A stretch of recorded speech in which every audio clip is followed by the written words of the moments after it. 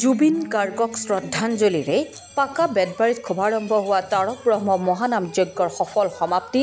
নামযজ্ঞৰ তাৎপৰ্য সন্দৰ্ভত বৰপেটা সমষ্টিৰ ভাবী প্ৰাৰ্থী প্ৰাঞ্জিত ৰায়ৰ ভাষণ প্ৰদান।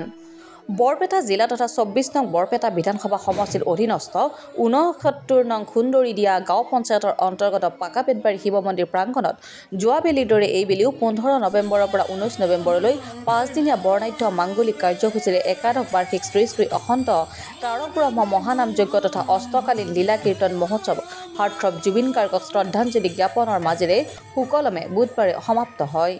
কাৰ্যসূচী অনুসৰি ক্ৰমে ১৫ নৱেম্বৰত আবেলি ৩ বজাত পানী তোলা পৰ্ব, সন্ধিয়া ৬ বজাত শ্ৰীমদ ভাগৱত পাঠ তথা ধৰ্মালোচনা, ৰাতি ৯ বজাত অধিবাস কীৰ্তন অনুষ্ঠিত হয়।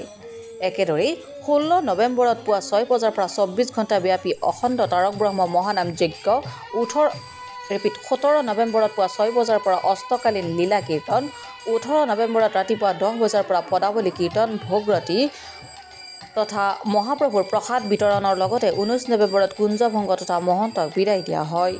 উল্লেখ্য যে শ শ ধৰ্মপ্ৰাণ ৰাইজৰ উপস্থিতিত অনুষ্ঠিত উক্ত অনুষ্ঠানত পাকা জিলা পৰিষদৰ সদস্য তথা বৰপেটা SC সংৰক্ষিত বিধানসভা সমষ্টি ২০২৬ অসম বিধানসভা নিৰ্বাচনৰ ভাবী প্ৰাৰ্থী প্ৰাঞ্জিত ৰায়ে উপস্থিত হৈ সেৱা জনোৱাৰ লগতে শ্ৰী শ্ৰী অখণ্ড তাৰক ব্ৰহ্ম মহানাম যজ্ঞ তথা অষ্টকালীন লীলা কীৰ্তন মহোৎসৱৰ তাৎপৰ্য ব্যাখ্যাৰে ভাষণ প্ৰদান কৰে।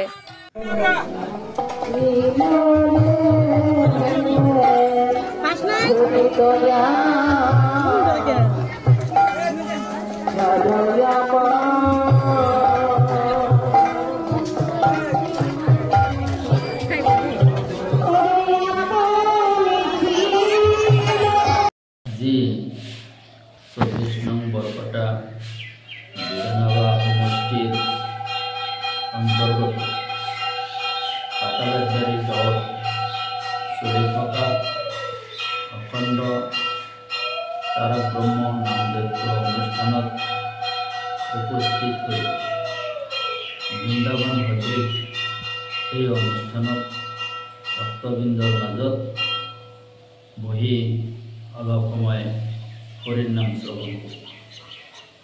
বৰ সুখ আৰু শান্তি অনুভৱ কৰিলোঁ।